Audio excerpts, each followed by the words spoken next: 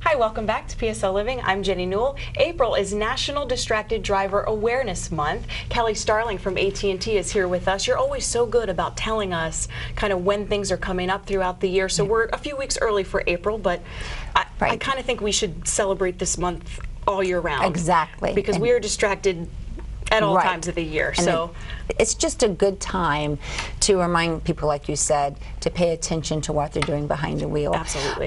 You know, when AT&T launched the It Can Wait campaign back in 2010, it was hyper-focused on texting while driving because texting had boomed. Right. And that was a big distraction. But as you probably know from personal experience, smartphones have evolved. You can do a lot more on smartphones. Yes. And as a result of that, so have our behaviors with smartphones. Yes. So last year, after doing a survey and discovering that those who took part in the survey told us that they were, and don't get me wrong, texting is still probably the #1 thing people do behind the wheel. Right. But they were told us they were checking their email, they were surfing the web, they were video chatting. Like 1 in 10 said they video chatted. They were posting to their social media accounts, like Instagram, Twitter, Facebook. Well, you get alerts. I mean, I know my phone dings, different dings. Oh, that's Facebook. Oh, that's Twitter. That's I mean, you can tell email versus text. My 4-year-old daughter says, "Mom, you got a text," or "Mom, you got an email." She knows the different dings. Yes. So the phone is constantly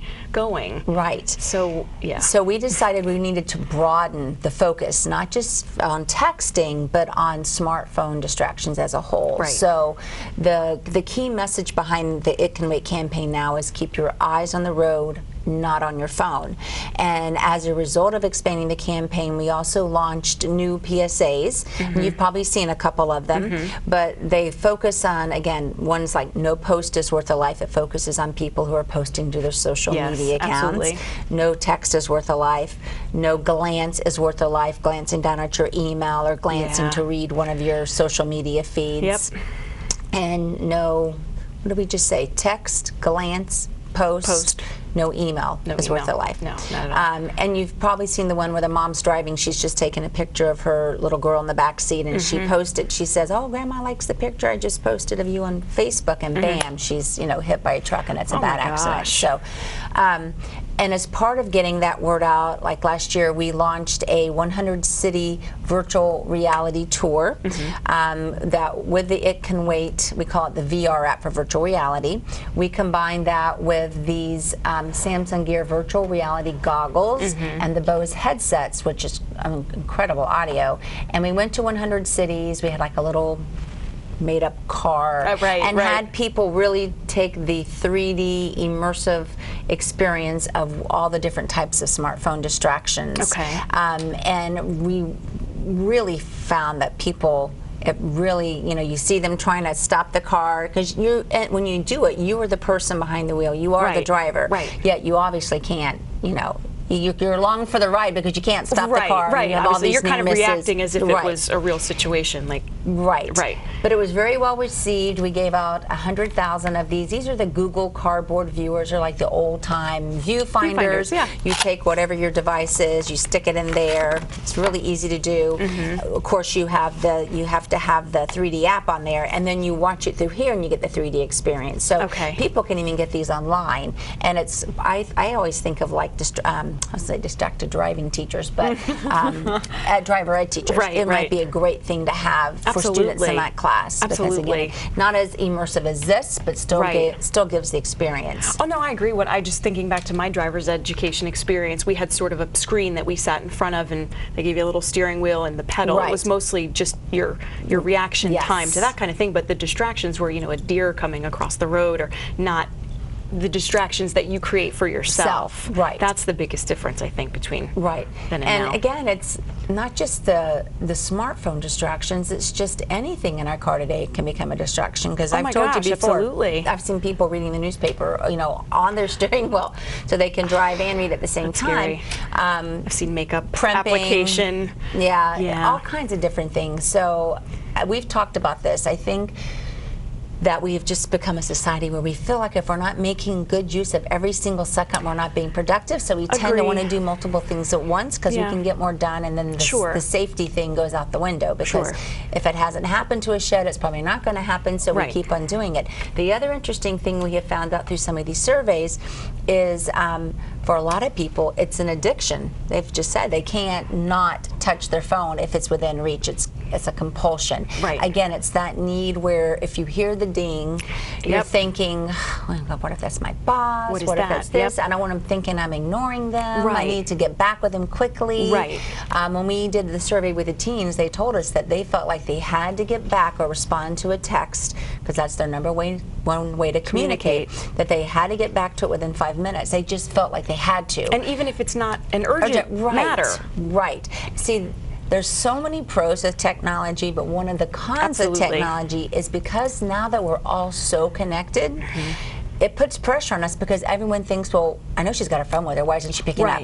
I know why isn't she answering my text? Why isn't she checking her email? It's like now people have come to expect us to be like this with our responses. Instantaneous. So it's now we have to get people trained, you know, which is why we tell people one of the tools you can use is there's lots of free apps out there that will help curb your desire to try to respond to text while you're driving, like the drive mode one. That's been downloaded like 3 million times, so that's a good thing. That's great. But you have to take the action and download it. You know, it automatically comes on at 15 miles per hour. It automatically goes off when you slow down to 15 miles per hour. It even has parental alerts, so that, you know, if you're making your teen use it, if he or she goes in and turns it off, you will get the alert saying your child just turned it off. Oh no! Because you know someone's going to try to do that. Sure. But the thing is that, again, just now people want us to be like this. I know. You know, we've kind of created a monster for ourselves. Yes. So it's just trying to get past that compassion, and that's why we say there are so many things that the viewers can do.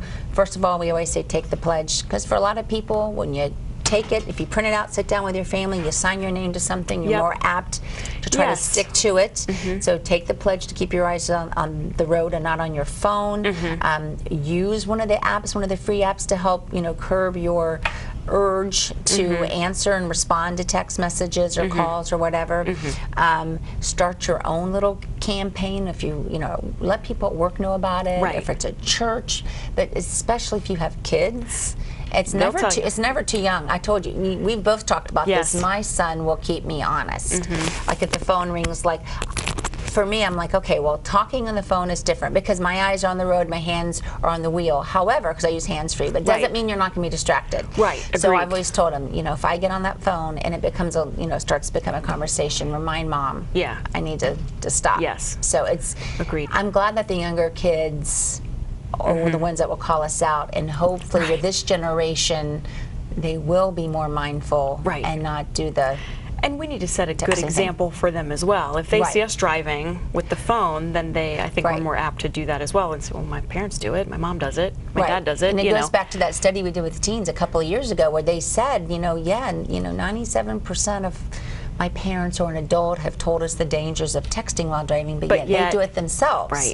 So it did used to be, it was mainly a teen thing, but now, like I said, with the smartphone evolving and more people attached, it's my mother prefers texting over anything, and she's in her 70s.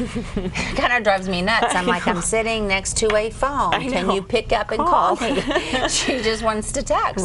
So it's all ages now. Agreed. Now I tried to be more savvy, and I went to the talk to text. My talk to text is not always accurate. So I find myself correcting. It's not a perfect, So I'm still texting, and I'm like, this kind of defeats the whole purpose of that. So I'm off of that. The voice command can help. Like if you just say you want to call someone, so it's in your contacts. Call Jenny. That does again help keep from looking down. But you're right, it's not a perfect technology. But then I find myself proofreading the talk to text. I'm like, oh, I didn't say that, and I go back and just still a distraction. Put it down. That's why I say it's sometimes the best thing to do if you're like most people, and you just have that compulsion, like I can't wait more than 5 minutes, I just lock it away, because then it's going to force you to get off the road, park somewhere, and you're not going to go to that extent more than likely. and it won't be in your reach that way. I agree. I mean, it's sad that's what it comes down to, but I mean, I know my weaknesses, and mine is, I know if I'm so uptight about being timely that I would want to reach back and get it. So.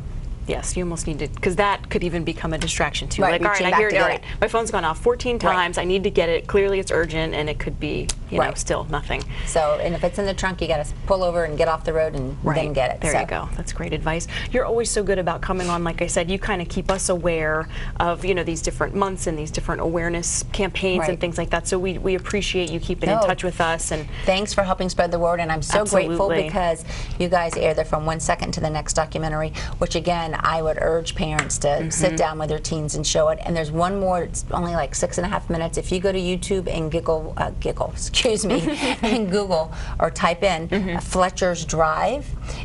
We worked with ESPN on this video. It's about he was an up-and-coming football star. He'd gotten a scholarship to college based on his football skills. His name is Fletcher Cleese. He's from Tennessee. And it just shows how in a split second another driver who just glanced at his phone crossed the center line and hit the car that Fletcher was in. He was a passenger, and it totally changed his life. Everything changed in that second.